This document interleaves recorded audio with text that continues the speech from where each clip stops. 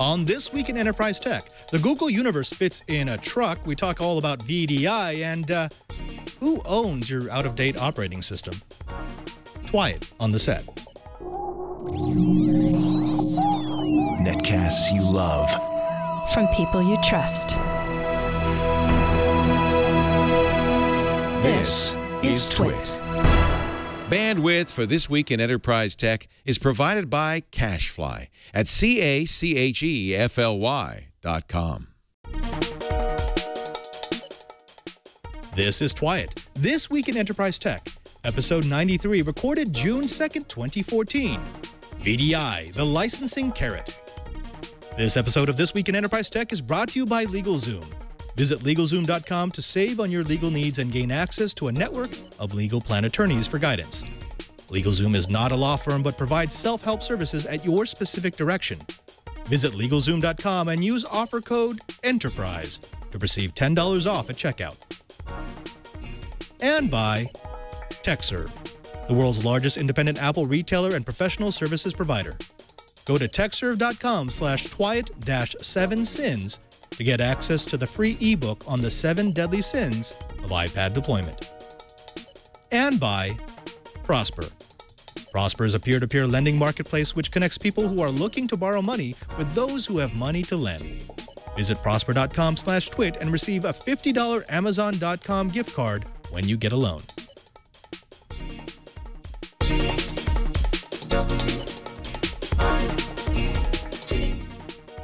Welcome to Wyatt, This Week in Enterprise Tech. It's the show dedicated to the enterprise professional, the IT pro, and the geek who just wants to know how the world is connected. I'm your host, Father Robert Ballecer, the digital Jesuit, your guide to all things in the enterprise.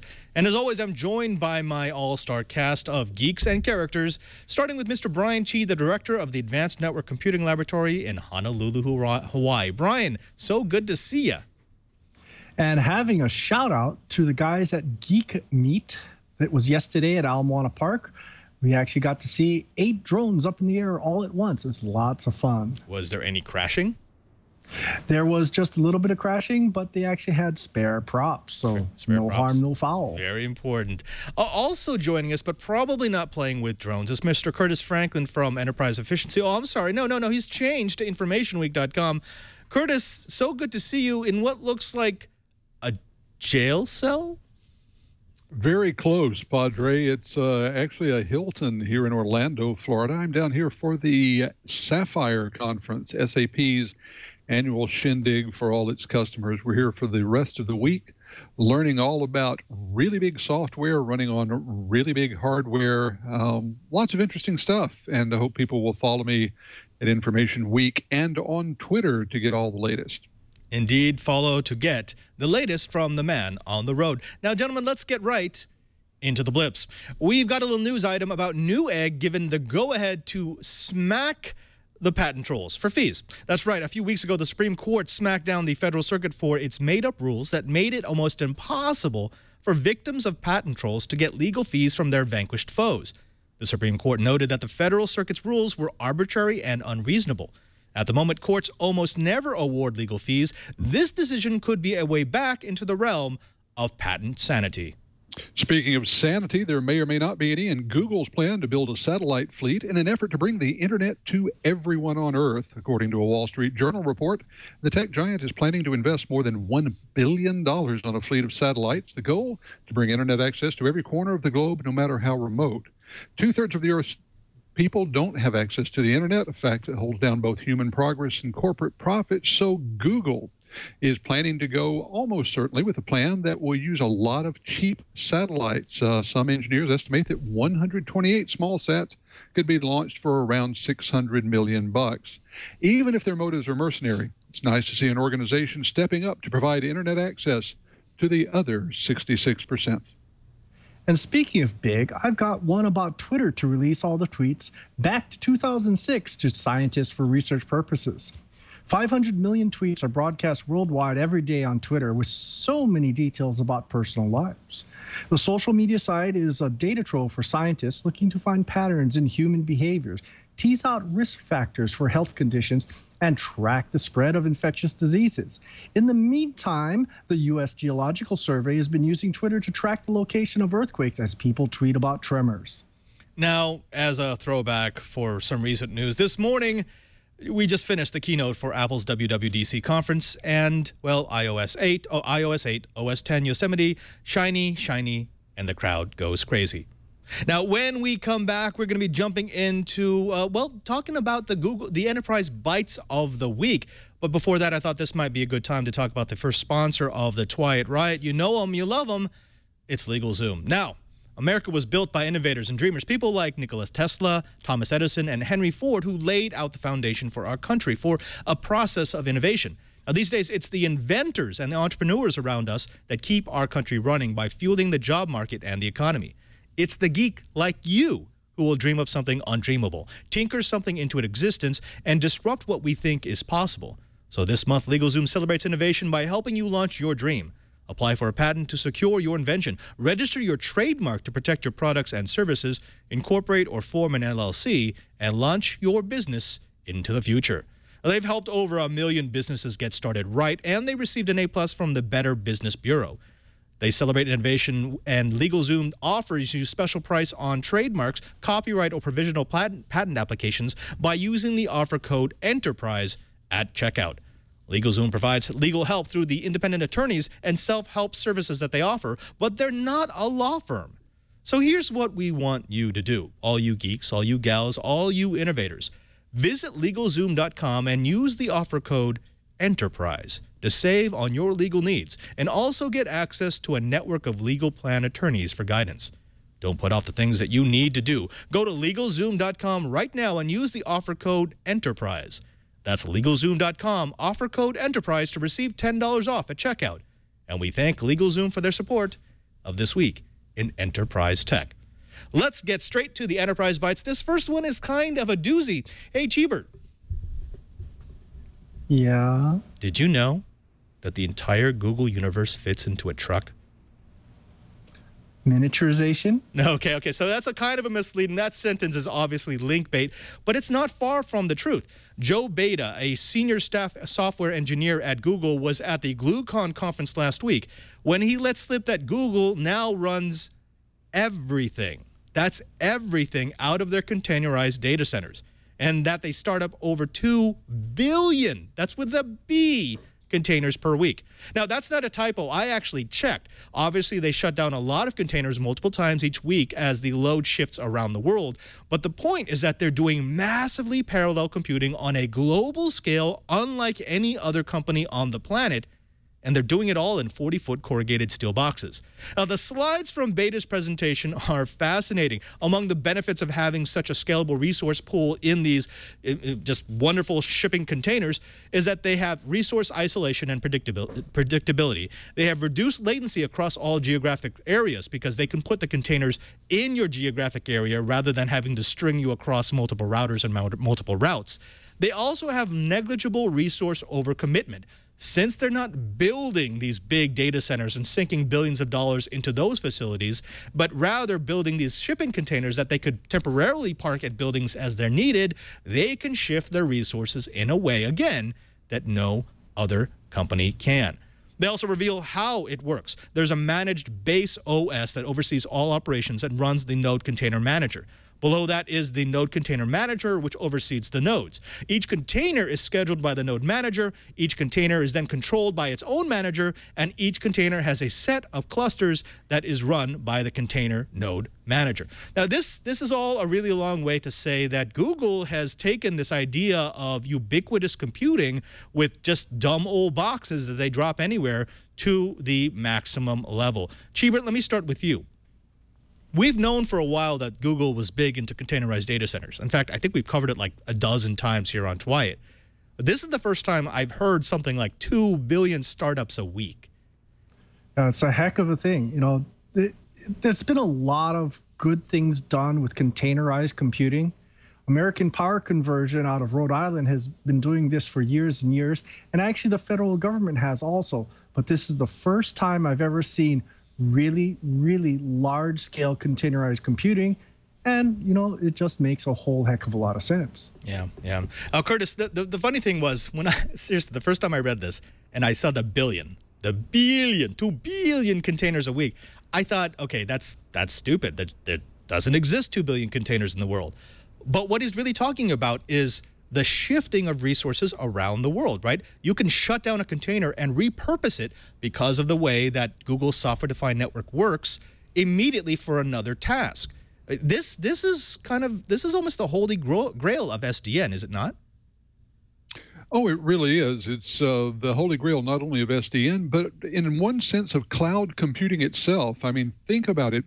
This is abstracting the load all the way down to the hardware level. In the same way that we have been talking about Jennings starting up and tearing down virtual servers all these years, now Google's talking about essentially doing it with containerized data centers.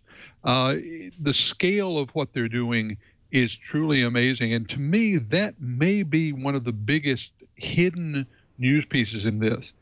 I think that all of us know that Google is a very large organization, but the sheer scale of the computing that they're doing is almost unimaginable for most people, and numbers like this just go to prove that.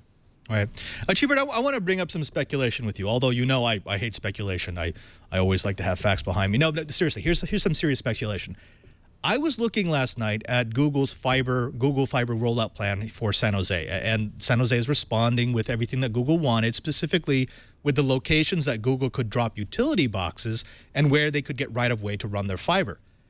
One of the things that makes a combination of Google Fiber and the Google containerized data centers so interesting is that the spec would actually allow them to drop off 1 or 2 containers at any of these utility boxes 24 hours a day, because one of the requirements is Google has to have access to the lot whenever they have demand. So it could be one of these things where if you have an event going on in a specific area and it happens to have a Google Fiber layout, they could drop 2 or 3 or 4 of these containerized data center at each and every single one of those utility points and have a network that absolutely is faster than anything the incumbents could provide. That kind of goes with the Google plan here, right? The whole idea of dynamic networking. You don't build it and then leave it. You build it when it's useful. You use it and then you take it away. You bet. And you know, it's a really, really interesting thing because, you know, we're talking about an order of magnitude less latency. And keep in mind, Google's not just a search engine company anymore. They're providing an awful lot of everything else. You know, it's they're going to take over the world. Haha, they're coming to take me away. Now, we've got some good questions in the chat room. And the one I'm seeing the most is, how are they cooling these things? And we actually talked about this in some previous episodes of Twiat. The idea of putting so many clusters, basically just bare motherboards, into racks that are stored inside of these containers, it needs to include also some cooling, right? It has to include power regulation. These are self-contained clusters. You've actually worked with them before, Chee. How does the cooling work? Oh, it's not much different from a regular data center. It's just that you're not putting in as much ductwork. More than likely, if I were to speculate, they'd be putting in-row computer room air conditioning system. So the chill water unit would go in one end of the system, which would then just be, you just plug it in and it goes. But it'll put the chill water right at the heat load to make the chilling more efficient. We saw a lot of this in some of the video that Google did about some of their traditional data centers, how they're doing hot aisle and cold aisle containment to make the system more efficient. The ones that I'm using in our data center, we actually have a 20-degree delta between the supply chill water and the return chill water. With those kinds of efficiencies, you don't need as much power to cool it down. And especially since Google's starting to run a lot of DC, so there's less power conversion, heat loss also. Fantastic. Now, gentlemen, let's get away from Google's Super SDN in 40-foot shipping containers and instead talk about SDN from another vendor Huawei. Yeah, you may remember less than a year ago, Huawei made the announcement that they were pulling out of the enterprise market in the United States. There was all that political intrigue over spying and whether or not their gear was reporting back to the Chinese state. But it seems now that they're back, and they want to make another jostle into the very lucrative market of SDN. Now, the Chinese company is getting away from politics and back to business with the launch of their Agile Data Center Cloud Connect solution. They really got to work on that. I'm just going to call it Agile. Taking a page from Cisco, they're baking the solution into their enterprise, their higher-end enterprise offerings. To use the Agile Data Center Cloud Connect solution, you need their Cloud and Engine data center switches and the Agile Control Platform, which is just like what Cisco does with their SDN. Now, like most SDN solutions, Agile would allow administrators to do dynamic provisioning and automatic reconfiguration of networks. Admins can create application profiles depending on what services their users need and have them instantly delivered and the networks automatically configured, just like any other SDN solution. Here's where they're departing from their past. The real news isn't that Huawei is now wanting to get into the SDN market. The real news is that they want partners, and they haven't really been good about partners. To make it possible for other companies to use their gear, they're adding hooks. Specifically, they're adding hooks into their hardware and their software for VMware, for Microsoft Cloud OS, for OpenStack, and for FusionSphere, which is Huawei's own SDN offering. So let me throw this to you first, Curtis. Now that we know that Huawei is kind of making moves to get back into the big stream, the big enterprise businesses, especially in the United States where it is most lucrative, it would seem as if they're, rather than offering a complete solution like Cisco and saying you buy everything from us, Huawei is saying, hey, guess what? We're going to offer you cheap switches and we're going to let you keep using the software you're already using. Do you see that making much of a dent? Well, first of all, I'll say that I think it's one of their few really logical directions they could go. The idea of someone turning over their entire network stack to Huawei, someone in the U.S. doing that, is simply ludicrous. With that said, I think that their switches are going to have to be very inexpensive, very high performance, or both, in order to get anyone to bite on this. The reputation that they have in the United States is simply not one that is going to allow them to be adopted by a lot of people. To be brutally honest, I think that someone is more likely to do a core stack based on D-Link than they are Huawei right now if they're in the U.S. Chee, let's talk about that, because both of us have had hands-on experience with Huawei gear. And like, look, I thought that the people that we met from Huawei were good people. They were good engineers, good geeks. But between the two of us, let's be honest, it wasn't the best gear we've ever used. In fact, it was a pain in the butt to play with, right? Well, it's not so much a pain in the butt to play with. A lot of it is just they haven't really had the bleeding factor. They haven't bled over their equipment. Their engineers were good, but they were narrow-minded. And what Huawei, I think, is doing with this is they're trying to buy expertise. A lot of people have had, shall we say, not so good experiences with Huawei. And while they have been licensing the heck out of different technologies from different corporations, in fact, if you bring up some diagnostic menus, it still has latent logos left. What this is doing is they're saying, hey, we're going to leverage our partners' experience to make up for our shortfalls. Because the Huawei engineers, they aren't, shall we say, movers and shakers in the networking world. So their products have always been following technology, not setting technology. And they've got a long way to catch up before they can be able to compete with the big boys that have had the experience, that have the engineers that have spent lots and lots of time working in the standards committee and actually cooperatively building these new technologies. Huawei has some homework to do. That's really the bottom line. Curtis, let me throw the last question on the spot to you. And this is more generic. Let's pull back from Huawei a bit, because SDN is one of these interesting markets where you really only started hearing about the buzz maybe 18 months ago. Actually, typically right about the start of This Week in Enterprise Tech was when we started to see the major players release SDN. It was no longer an experiment. It was no longer something that they were doing in a lab. It was something that was being released in product. Already, just 18 months later, it feels like the market is saturated. Everybody has their own SDN client. Everybody has the best way that SDN should be implemented on their hardware. And it looks like everyone is kind of collapsing down to just a few options. Is there room for another player, even a player as big as Huawei, to get their toe in and say, no, no, no, come our way, because we'll play with everybody? Well, I think one of the things that Huawei is trying to say is that, you know, really you can go with Huawei without making a decision. You know, they're trying to say that you can take their products and use any of the logical answers that you may have been trying. The answer that, you know, you've picked up from someone else, you've built your software, you've got your infrastructure and all your hooks there. Well, now you can just slide our hardware into place, be up and running for less money, and we're going to assume they're going to say more performance than you would get with the incumbent.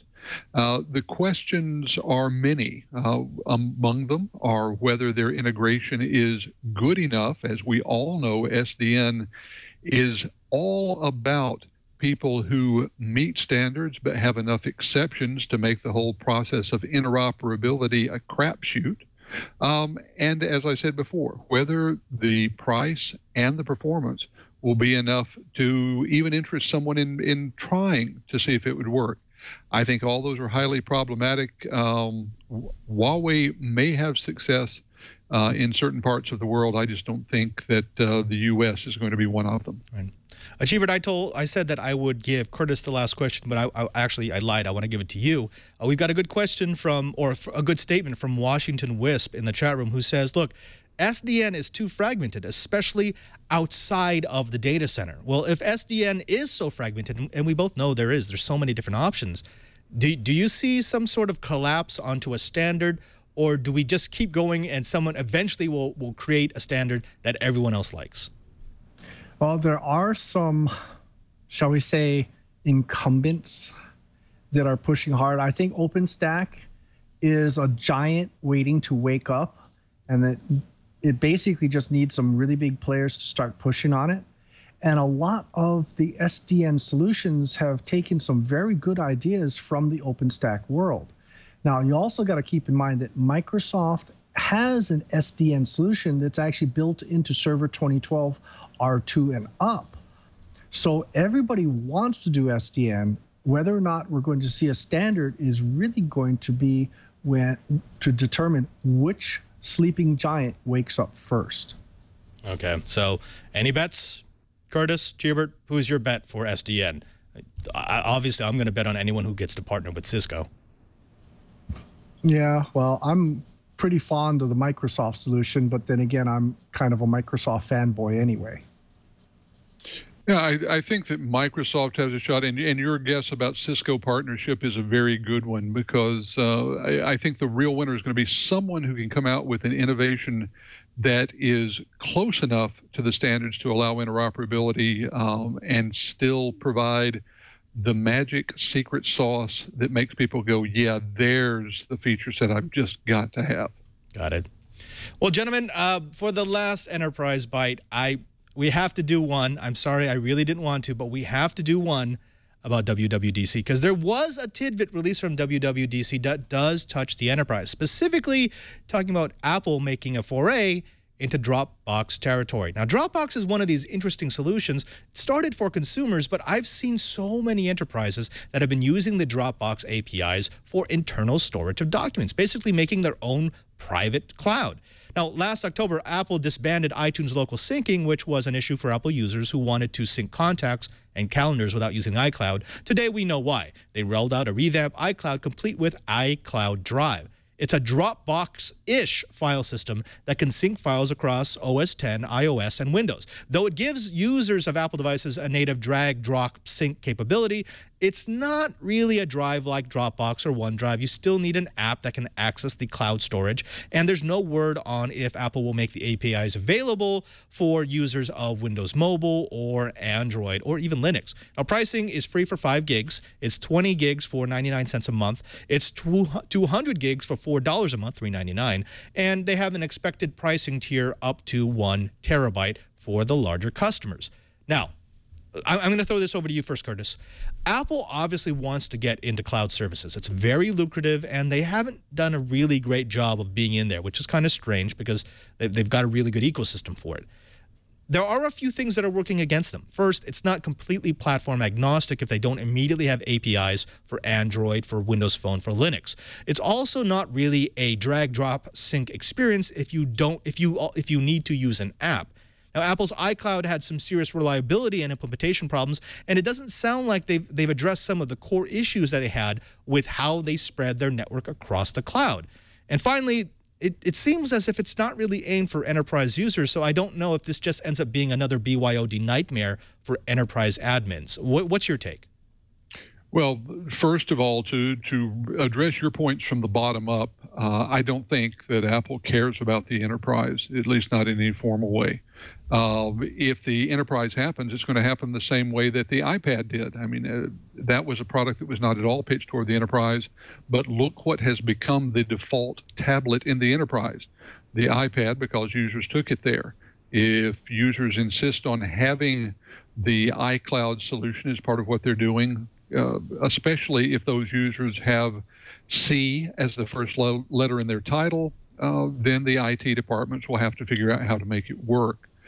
The rest of the issues, I think to a greater and greater extent, Apple is saying we're going to play first for the people who live within our ecosystem.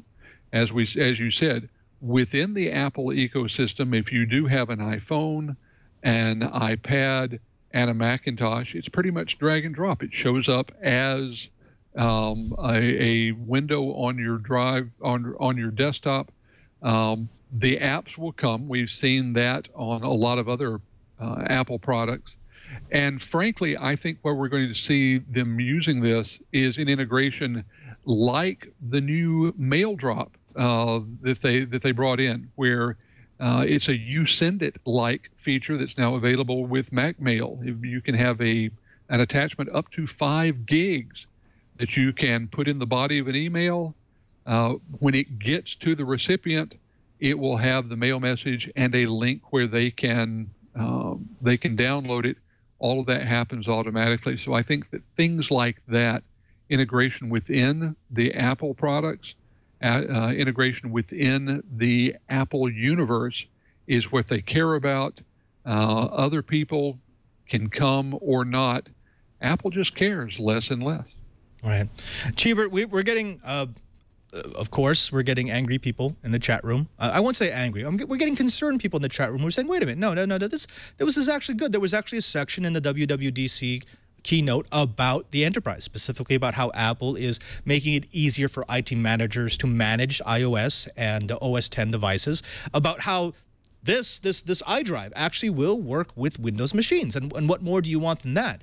So then why is it that, it seems still to be a nightmare? I mean, when I talk to my friends who are still actively in the business of building up enterprise networks, one of the biggest concerns they always have is not about infrastructure, it's about BYOD, specifically when someone wants to bring in an Apple device. Apple devices typically don't play well with non-Apple infrastructure. So where's the disconnect? Is Apple are they making a play for the enterprise, or are they not making a play for the enterprise? You know, I keep trying to think iPad in enterprise and Mac in enterprise, but the problem is when you start getting into regulatory issues, when you start having to answer to an outside entity saying what you can and can't do, little rules like, if you're in a trading company, there are lots and lots of rules on who can talk to whom. And Apple just doesn't seem concerned about that. They're also not really good at setting it up so you can do large-scale deployments. Their enterprise tools have been weak, and that's being kind. In fact, the Microsoft tools and the Dell tools are actually better at it than the Apple tools. So I don't think Apple really means it. I think they're just playing lip service to the enterprise. I haven't seen it in Mac OS X. I haven't seen it in iOS. I only see half-baked ideas. And oh, by the way, Washington Wisp, thank you so much for correcting me. Yes, open flow, not open stack. I keep having conversations with the two things all in the same thing, and I mix them up every once in a while. So thanks for correcting me. That's what we love about our chat room. They're always willing to tell us when we're wrong. Now, when we come back, we're going to be talking a little bit about SDI. This is a teaser for a pre-record we're going to be doing this Friday, when we're going to be going back into VDI a lot. But first, let's take a moment to thank the second sponsor of the Twilight Riot. And of course, it had to be TechServe. When we're talking about Apple, when we're talking about Apple in the enterprise, we may complain a lot, but there is no doubt that Apple is making a dent, making headway into what we traditionally have called enterprise territory. We see iPads, we see MacBooks, we see iOS devices. That's why we're happy to have TechServe, the world's largest purveyor of Apple services, as part of the Twilight Riot. Now, businesses keep coming up with creative ways to service their customers, increase productivity among employees, and make more money with the same resources, all by using the iPad. For example, the Institute of Culinary Education equipped their students, their faculties, and their chefs with iPads, empowering them to do away with heavy and unwieldy textbooks and streamlining the learning process. A major cable service provider in the Northeast gave all of its field technicians, who are the public face of the company, iPads that had been configured to provide better service to their customers. And retail companies have enhanced their in-store customer experience by using the iPad, not just as a point-of-sale device, a little blingy thing in the corner, but as a spot where customers can learn about sales, special offers, and upcoming events. In other words, it's a force multiplier. These clients and more have turned to TechServe, the country's largest Apple reseller that sells, supports, and manages the largest iPad deployments in the world, all to manage their iPad projects. If you're considering adding iPads to your business, why not ensure the project's success with an experienced partner? TechServe assists businesses of all sizes to deploy Apple solutions, as well as solutions from Avid, Adobe, and more throughout the United States. No matter if you've started deploying iPads or are just getting started, TechServe can help.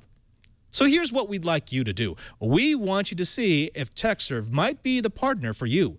Right now, TechServe is offering a complimentary download just for Twilight listeners who are deploying iPads or who are interested in learning more about doing so. Go to techserve.com/Twilight-7sins to get access to the 7 deadly sins of iPad deployment and see the common pitfalls that throw companies for a loop during their iPad deployments. This complimentary download is available right now just for Twilight listeners at tekserve.com/Twilight-7sins. And we thank TechServe for their support of This Week in Enterprise Tech. Cheeber, it's been a while since we've done anything about virtual desktop infrastructure. Why do you think it's been on the Twilight back burner? Well, VDI itself has been a big argument. Everybody has a different way of doing it, but the reality is it really comes down to I think it was a 2006 or 96, basically in the old days of NT 3.51, when Citrix took a version of NT and customized it and started what became Terminal Server. Everybody loves it. Everybody loves being able to remote into their desktop and be able to go and access their network. What has changed over the years is how it's being done. The old version of RDP only worked on TCP, so it really didn't work that great over long distances when you had any kind of big latency. Citrix changed that. They had a customized version called HDX and so forth, but nobody could agree. Well, they're still not agreeing, but the marketplace is changing. And what I'd like to do is, one of the big issues that a lot of people have always wanted to be able to do is leverage really, really, really expensive apps that need a lot of specialized hardware. The number one thing that comes to mind is AutoCAD. In fact, 3D AutoCAD, now called Revit, is a system designed for building infrastructure manager. And what I'd like to do is, instead of just flap my mouth about it, let's go watch a little bit of video from a company called BIM9 that has done exactly that, and I'm going to be following it up with how we're doing it at the University of Hawaii. With audio.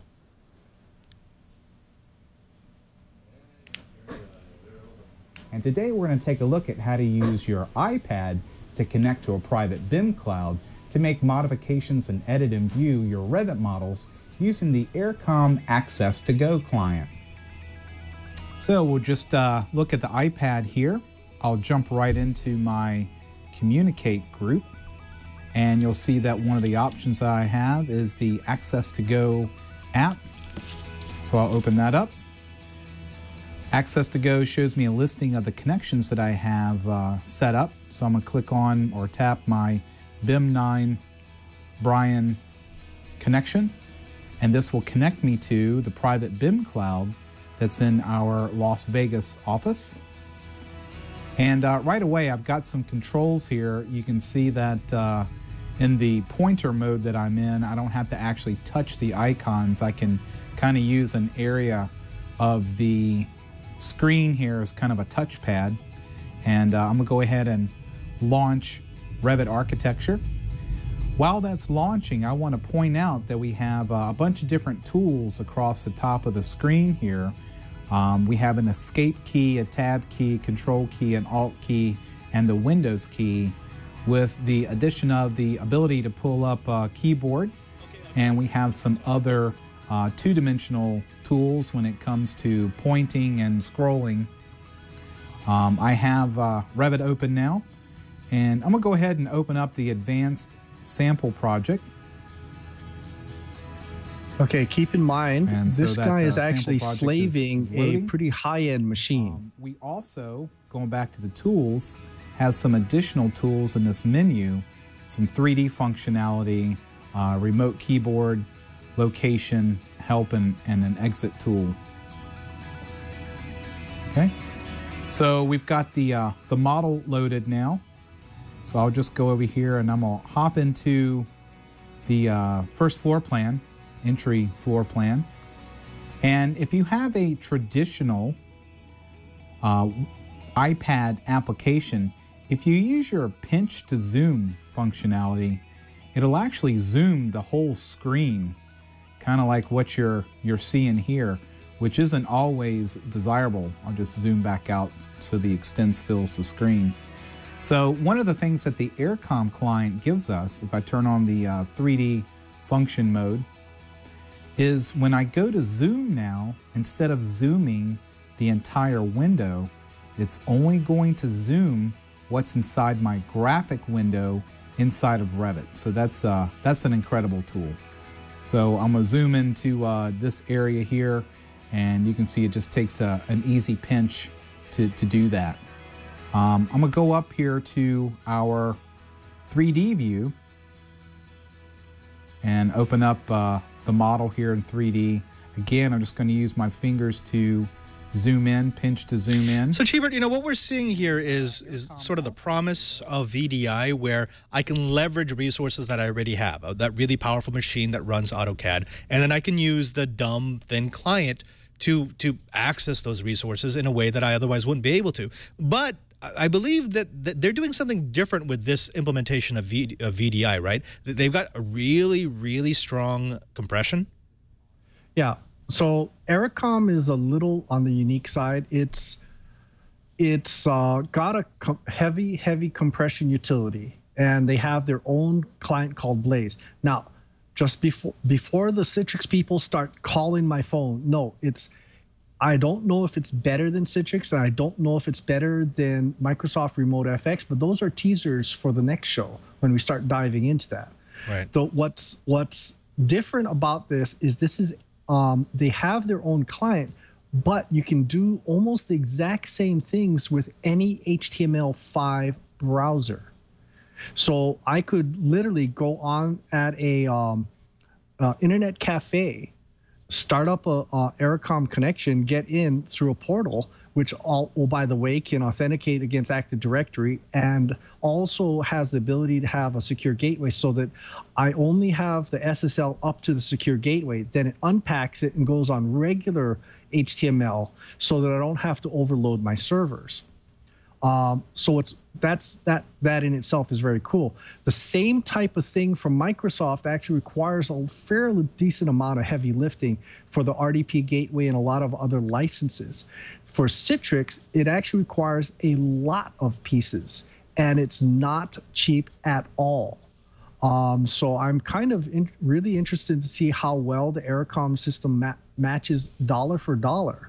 But it does provide a nice, interesting way of getting into your remote systems from anywhere, even from something as dumb as, say, a hotel smart TV, which is kind of interesting. Now Curtis, I want to use this as sort of a forte into a more general discussion about VDI, because, again, we're going to be doing a VDI special coming up on the next episode. But this is an interesting solution. I mean, they're obviously aimed at a particular segment, those people who are going to be using AutoCAD or graphical heavy programs. But this is also indicative of the problem that I'm seeing with the overall VDI field, and that is there are so many different players offering their own customized solution for a very specific type of user that there's nobody who's making a solution that I can say, oh yeah, I'm going to buy that solution. It's going to work for everything. It's going to work for all my clients, for all my applications. It seems almost as if until there's a player who can step up and say, I've got a VDI solution, it's easy to use, it's lightweight, it uses the equipment you already have, that there's never going to be the explosion of VDI that we expected. Well, I'm of two minds on this, because on the one hand, we talk about niche solutions like they're bad things. What we really like, especially when we deal with large enterprise installations, is a one-size-fits-all solution. And I'm not sure that's really the best. I mean, you talked about all of the solutions that deal with architects or engineers or one particular type of user or another. In most cases, those particular types of solutions that deal particularly well with one specific application or type of application may well be the best solution. I don't think we should automatically discount that. The people who really have problems are the large-scale enterprises who would like to deploy VDI across a wide variety of users. And for them, you're absolutely right. I mean, they really are left with a small handful of solutions. Citrix is one, Microsoft is another, and once you get past those two, the pickings get mighty slim. So I'm not sure that the market is waiting on the universal VDI client or back end. I think what the market is really waiting for is some more evidence that VDI is as compelling as those of us here on this show seem to think it is. There's something that the market is missing, whether it's the story or some fact on the ground. But so far, they just haven't heard the message that will convince them that those of us who are here are right, and that it's worth taking the leap into the unknown to install VDI in whatever their particular architecture may be. That's actually really good. I really, really like that. Cheebert, what about that? What's missing in the narrative? Because for people who are working IT, VDI sounds perfect. We're all asking, why don't we already have it? I mean, of course we're going to want to do this. Workstations are already crazy overpowered. I don't need all that power everywhere. It would be easier if I could leverage the resources that I've already invested into my infrastructure to give everyone the computing that they needed off of fewer machines. And yet, it almost feels as if we're back in the 80s. Remember when Oracle made their big push for thin clients, and they said, this is going to be the future. And the geeks said the exact same thing. They said, of course we're going to be doing this, and it died on the vine. Is that where we are again, where we've got several companies who are doing decent VDI, but it doesn't seem to be getting the adoption? I mean, it's something you might get if you're deploying a new network just to make a couple of your customers happy, a few of your users more productive. But it doesn't seem to be the killer app yet, right? I don't see a big rush for companies to deploy decent VDI solutions. Actually, I differ of opinion just slightly. What a lot of people keep thinking they want, they're expecting to see is a tidal wave of VDI. And I don't think that's ever going to happen. I think what we're having is a slow tide change. VDI is already being used very, very heavily in the financial and in the healthcare market. VDI is turning out to be a very niche product. Most of the kiosks that you're using at airports and places like that are VDI apps because they don't want to have someone able to have a full thick client and all those tools to be able to hack into the network. They don't want it as a portal for a hacker. VDI has the promise of keeping your intellectual property away from prying fingers. And that's what it's being used for. In fact, another weird reason you never would have thought about is the traders, the guys that are doing stock trading. These guys have tons and tons and tons of monitors on their desk because they're monitoring so many different things. If they had to have a full desktop under there to drive each and every one of those monitors, even pairs of monitors, one, their toes would get baked. Two, they don't have enough desk space. So most of the trading companies are using thin clients to drive each individual monitor so they can get to the information they need, and they're slaving machines, virtual machines and physical machines, back in the data center where the intellectual property is more, safer, shall we say. So VDI is point of sale, like RetroD just mentioned, but it is being used for verticals. That's where VDI is actually starting to gain a lot of traction. I don't see it gaining traction in the general purpose user, but the remote user, I'm seeing it for people that need to work from home, say on a call center, a remote call center, finance and so forth. It's appearing, but it's not a tidal wave. It's a change in the tides. Right. We've got some good comments in the chat room. We've got Dealer who's saying, look, RDP is used extensively at Intel to access VMs. We've got, who is it, Retro D, who is saying, actually, this is perfect. VDI would be great as a POS platform, especially as we're looking at replacing old POS. The idea of using a central computer and leaving very minimal at the edges where it could be vulnerable, that sounds perfect. That's perfect for that use case. But let me go back over to you, Curtis. One of the issues that I think maybe people don't always consider when they look at VDI, because hardware people like myself tend to look at VDI as, okay, what do I have to install? What gateways do I have to put in? What software do I have to have running? And then I look at all the niche installations, as you talked about, and niches aren't bad, and I go, well, I'm not going to run 15 different VDI products just to make all my users happy. But the part that we forget is if you combine VDI with the move into public or private cloud, where you can get resources that are not on your premise, that can be spun up immediately only as needed, then VDI becomes somewhat compelling, right? If I can tell people, look, I can serve 3,000 of your customers and I never have to install a piece of hardware in your premise, then suddenly VDI doesn't become earth-shattering. It just becomes, oh yeah, go do that. Well, that's one of those times when you can change the story and add a storyline that makes it compelling. Another thing that we can't ignore, and this especially is true in some of these niche markets that we've been talking about, is licensing costs for software. I'm at Sapphire, and much of the talk this week is going to be on CPU or core licenses versus seat licenses versus user licenses. That occupies a huge amount of time for people in the enterprise because it represents an enormous amount of money. And often what we see in some of these niches are situations where if a company will go with a VDI solution, they're able to take advantage of some licensing breaks. So they get an economic incentive to take the plunge into VDI. We're not seeing that yet in the broader enterprise. I think that we're starting to see it with some of the applications like SAP, but I think that in order to move the needle on VDI in the broad enterprise in a significant way, you're going to have to see a company like Microsoft make a major move in the way they license their products. Now, the good news is that I think that Microsoft's current CEO might just have the mindset to do that.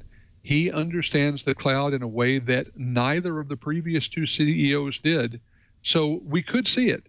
But I really do think we have to look at something like that economic component to start figuring out what's going to have to change in order to make VDI a real enterprise possibility. Thank you. That's actually great analysis. And that's something that we're definitely going to be talking about on, again, this Friday. We're going to be pre-taping next Monday's episode, and it's going to be a VDI special. Cheebert, I want to give you some time to go ahead and tease Friday's episode, because we've been talking about some generalities. We talked about one specific niche application of VDI. What do you have on the burner? What do you want the Twilight Riot to study up on before we get to Friday? Well, VDI doesn't come in just one flavor. It's like Baskin-Robbins or Ben & Jerry's. There's lots of different ways of doing things, and they fit in different situations. So I'm going to talk about what my experience with Citrix. I'm going to talk about remote desktop gateways from Microsoft. But more importantly, I'm going to talk about remote FX. A lot of the people in the chat room are talking about bandwidth. You know, how do you move this stuff around? How does it actually work, especially in a virtualized environment? Now, this demo, the video that we saw, the guy's actually slaving a regular CAD workstation sitting on his desk. But what if you want to go and virtualize?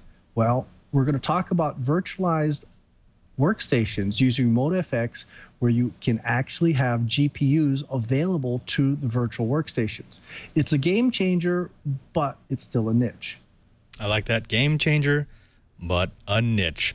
Now, before we move on to the next segment, where we're going to be talking a little bit about the legal ramifications of expired software, let's take some time to thank the third sponsor of the Twilight Riot, and of course, that's Prosper. Now, what would you do if I told you that in 72 hours you could have $35,000 to cover your needs? What would you do with it? Would you pay off your high interest rate credit cards? Would you start a business? Would you finally do those home improvements that you've been putting off year after year? Well, what again if I told you that by filling out an easy online application and providing a few details, you could see a rate for that loan online instantly without ever stepping foot in a bank? Well, folks, that's not fantasy. That's Prosper. Prosper is an innovative peer-to-peer lending process, Silicon Valley's answer to a more modern community-based personal loan. There are no outrageous fees, no raising interest rates, and yes, you'll never set foot in a bank. Prosper offers low fixed rates, unsecured personal loans, which means no collateral required, and has multi-year terms available. Prosper has more than 2 million members, lenders, and borrowers, and over $1 billion in funded loans. Folks, this is peer-to-peer lending. Now, we've heard about programs like this, usually in a developing nation or as microloans, but it's time that this concept finally made it into our financial reality. Prosper connects people who need money with those who have it to loan. It's really that simple. Now, just go to prosper.com/twit to check your rate instantly without affecting your credit score. For a limited time, Prosper is offering Twit viewers a $50 Amazon.com gift card when you get a loan. Go to prosper.com/twit. That's a special site just for our viewers. Up to $35,000 in just 3 days. And receive a $50 Amazon.com gift card when you get a loan. Prosper.com is not affiliated with Amazon. For gift card details, visit prosper.com/twit. And we thank Prosper for their support of This Week in Enterprise Tech.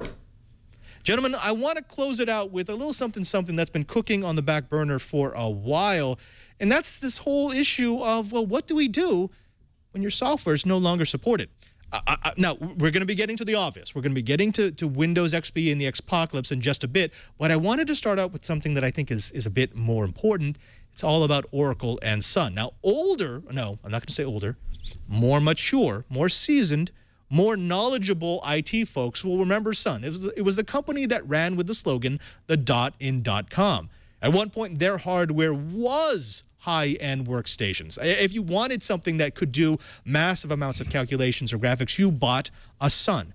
Now, their operating system, Solaris, was a fantastic piece of software, way ahead of its time. And in 2005, Sun released their source code under the Common Development and Distribution License, the CDDL. Now, this allowed developers to create the Open Solaris project and more or less expand the functionality of Solaris. Unfortunately, Sun was acquired by Oracle in 2010 after a lot of financial troubles, and the latter moved their code to a restrictive license. That's right, after it had been released into open source, they pulled it back in. It limited the use, the modification, and the redistribution of the code, and it reduced the formerly free software to a free for 90 days trial. In 2011, Oracle changed the terms so that patches would only be allowed under a all-or-nothing licensing and support agreement. In other words, you couldn't just buy a patch because it was critical. You either had to have a service contract or you ran at your own risk. Now, Oracle is going after small companies that are trying to keep Solaris installations patched. They're suing two companies, Maintech and Terex. Now, these companies are accused of distributing copyrighted Solaris patches without authorization. They argue that the original licenses of their customers granted them, by them I mean Solaris and Terex, perpetual support of the hardware and software. That's actually what was in the contract's terms, regardless of whether or not they have a support contract with Oracle. Now, one of their biggest customers is, believe it or not, Comcast.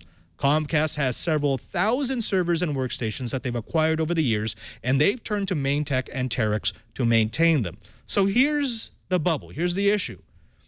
A software that was previously free, that had been previously released as open source, that had been previously licensed, saying that you have perpetual access to any developments because, of course, it is open source, is bought by a company that then restricts that license. Can you go back and remove a perpetual license? Chee, I want to throw this over to you first, because this is actually big on the threat wire in IT, right? I mean, this whole idea of taking something that became popular because it was open source and then slamming the door on it, it's kind of a nightmare scenario.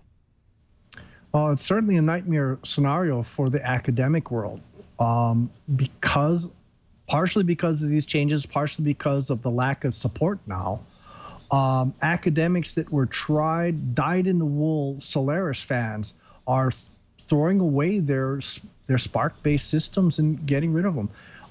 We were going to be putting the Solaris x86 onto my big mirror site, but because of all this shenanigans, we've backed away in a big fat hurry.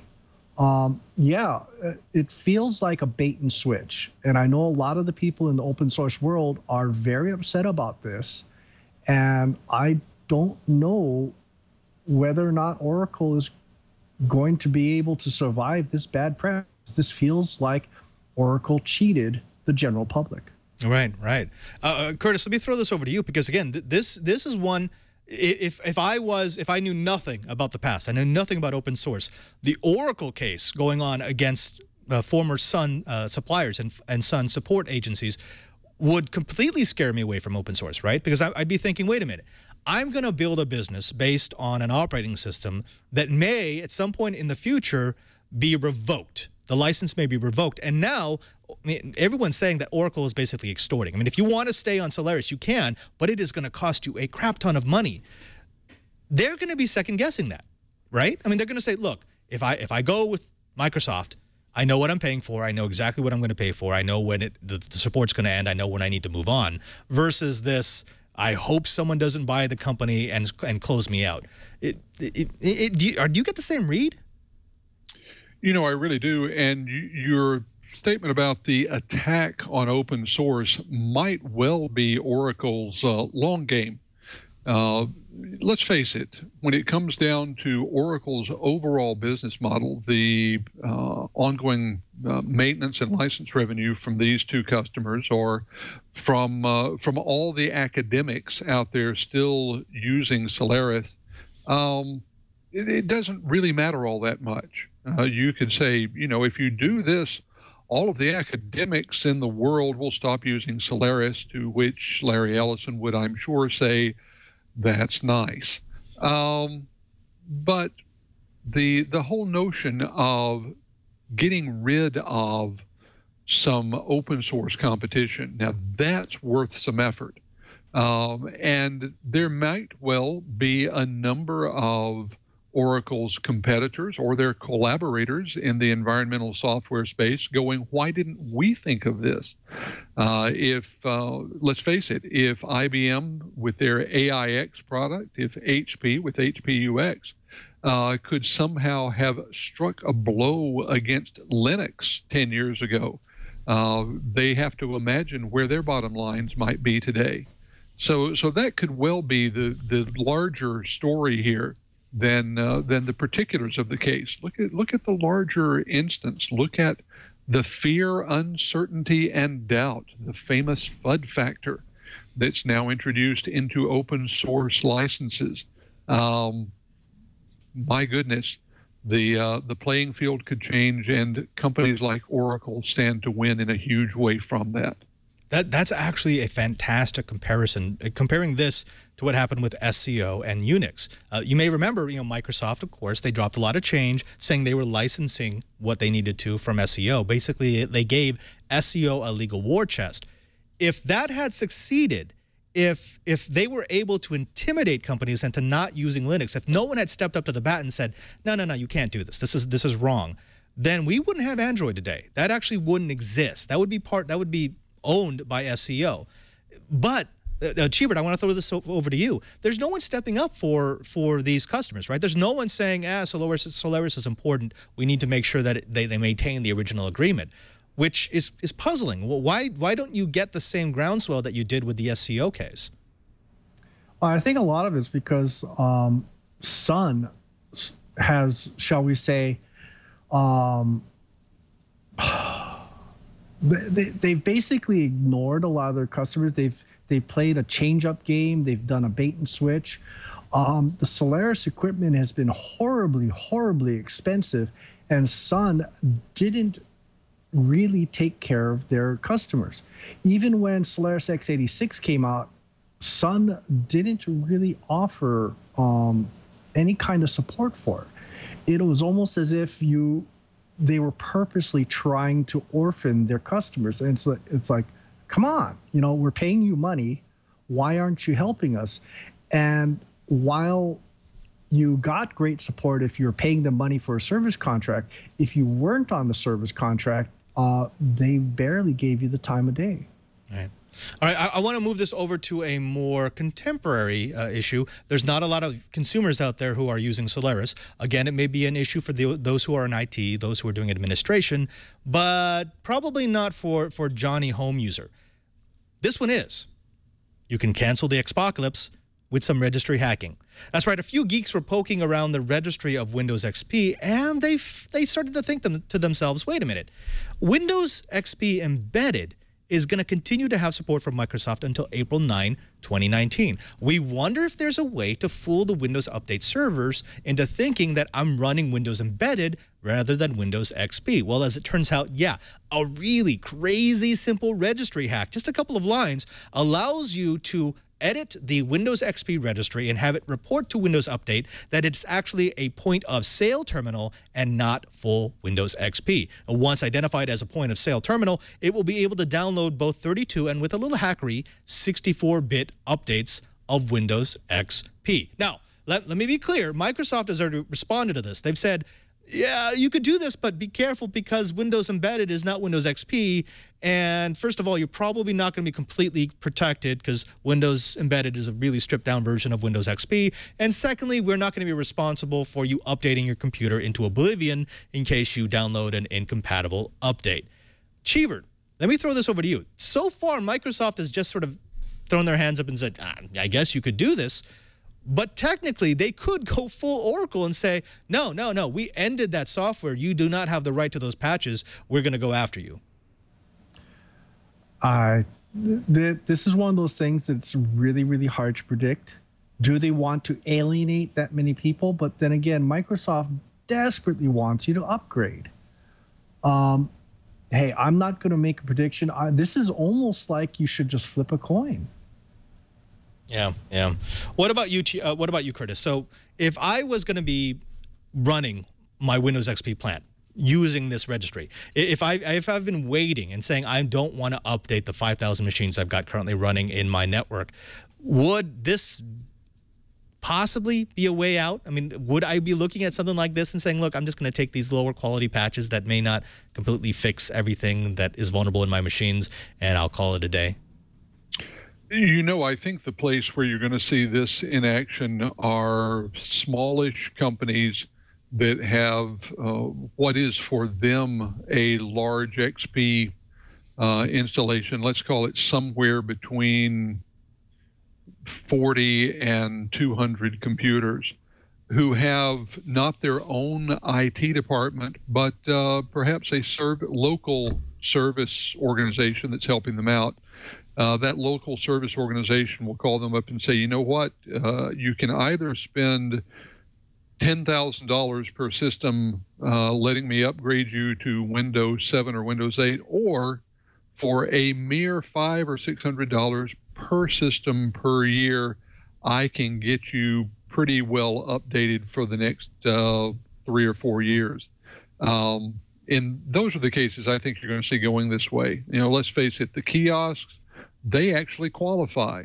The very large companies are rapidly, if they haven't already migrated, they're doing it. It's those smaller of the mid-sized companies where I think you're going to see this. And inevitably, there are going to be a handful of those that end up going out of business because of this. Something's going to hit them and hit them hard enough that it's going to just send them out of business. But they're going to be small enough that unless one of them makes a stink to the right person in the press, we're just not going to know about it. Right, right. Chee, I want to throw this back at you. The reason why I grouped this story together with the Oracle story is there is another dimension to that. If people are looking for a way to extend the use of Windows XP, there is one other thing they could do, and it's very analogous to what's happening to Oracle, and that is those people who are paying extra for patches to continue for their machines, what if they just started giving them to everybody else? What would happen if the U.S. government, the British government, some worker, some IT drone decided, hey, you know what, we're paying so much money for these, I'm just going to put them up on a public server, and now they're out in the wild. That's something that now Microsoft would be in the same position as Oracle, and eventually, I mean, let's be honest, it's going to happen at some point, where they're going to have to say, well, no, you can't install those. Unless you've got a contract, you can't install the patches that we created for the people who are playing, or who are paying for the software. You see that coming, right? I mean, that at some point, I'd say within the next 6 months, we're going to have a case like that. Actually, I'm going to stick my neck out and make a prediction. I'm going to say some of these people are probably going to start pointing their machines at Chinese XP update servers, because they don't care. Yeah.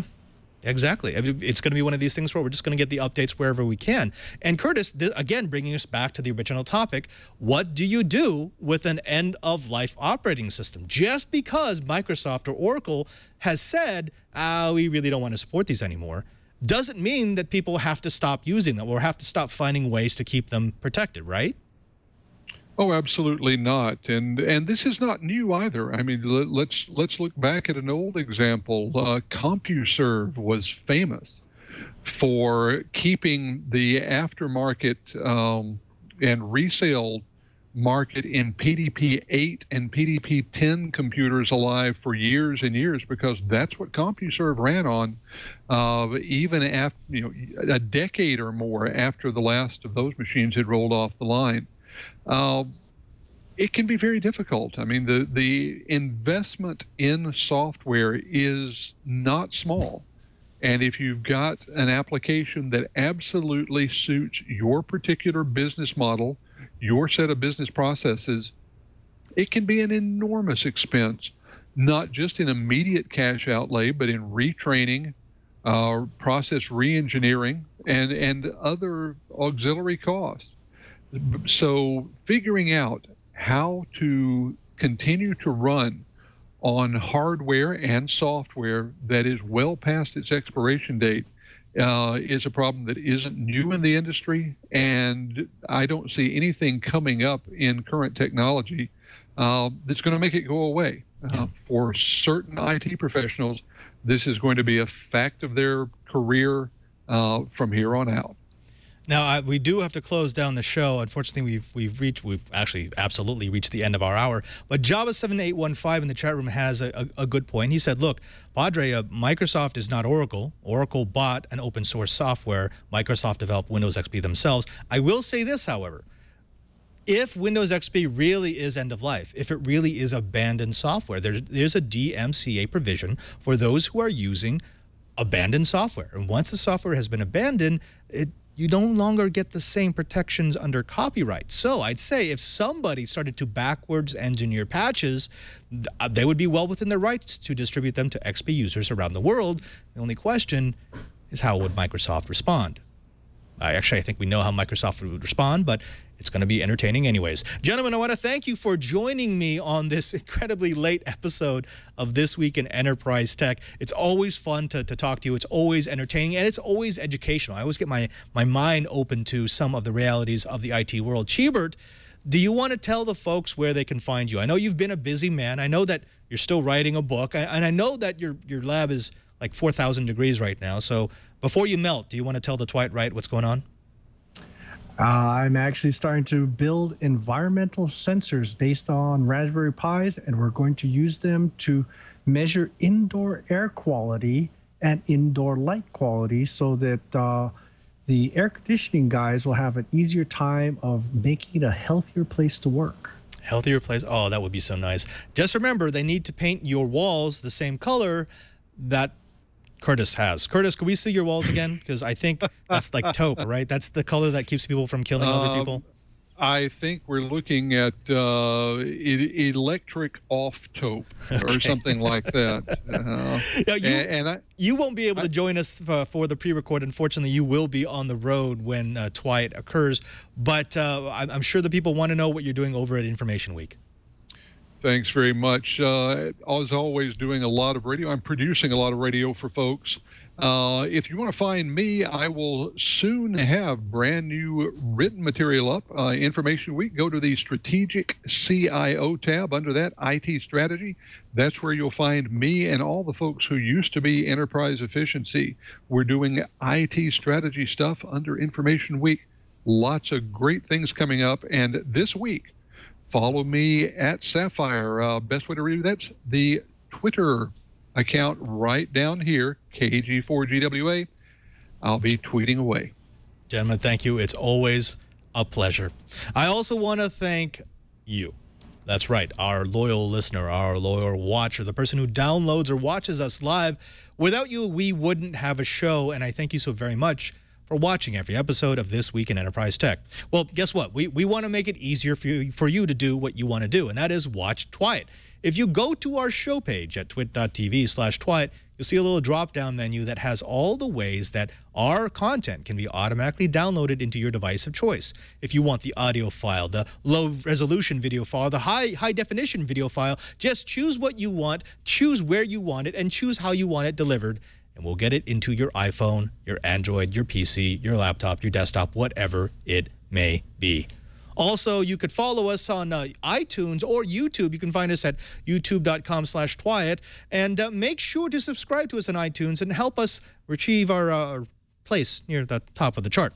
Also, did you know that you can follow me on Twitter? Yeah, that's right. Follow me on Twitter at twitter.com/PadreSJ. That's at PadreSJ. And not only will you be able to find out what I'm doing in between episodes of Twilight or the other shows I do on Twit, like, for example, Know How and Coding 101 on Thursday, Padre's Corner on Friday, follow me and you'll be able to chat and tell me what content you want to see on Twit TV.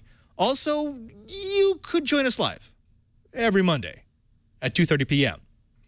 most of the time, except for today because it's like 6 o'clock. But normally at 2:30 p.m., you'll find us here at live.twit.tv. And as long as you're going to watch us live, why not jump into the chat room at irc.twit.tv. There you will find some of the brightest engineers, some of the funniest chat roomers, and, yes, some of the most hilarious trolls. It's all part of the experience that is Twit TV. Finally, I want to thank everyone here at the Brick House who makes this show possible, to my super producer, Karsten, to Lisa and Leo, to everyone who makes the show run, especially my super TD, who should right now be home with his child, but is instead TDing This Week in Enterprise Tech. So I'm not even going to... Yeah, he's falling asleep, folks. No, well, you that's only because I was up really early this morning for WWDC and Tech News Today and all that. Well, you know what? Show. You know what? I'd say that because of all the work you've put into the show for the late hours, people owe you. They owe you to go and watch your show on the Twit TV network. What's that thing called? Well, you know, I do a show called All About Android, but I'm about to do another show called Android App Arena. Whoa. That isn't confusing enough because it's another show with 3 A's. You know, yeah, it's Are you mocking us? Are you mocking us? No, I'm just, you know, it made the most sense that would be the name. So Android App Arena launches next Friday, not this Friday, but next Friday. That's the 13th of June, and it's just going to be a show dedicated to app discovery on the Android platform. So really excited about it. Go to twit.tv/arena. You can see episode 0, subscribe to it right away so that when the first episode comes out, you'll get it automatically through those magical feeds that you were talking about earlier. Well, there you have it, folks. Watch Jason. Until then, you've just been learned. I'm Father Robert Ballecer, the digital Jesuit. And remember, if you want to know what's going on in the enterprise, just keep quiet.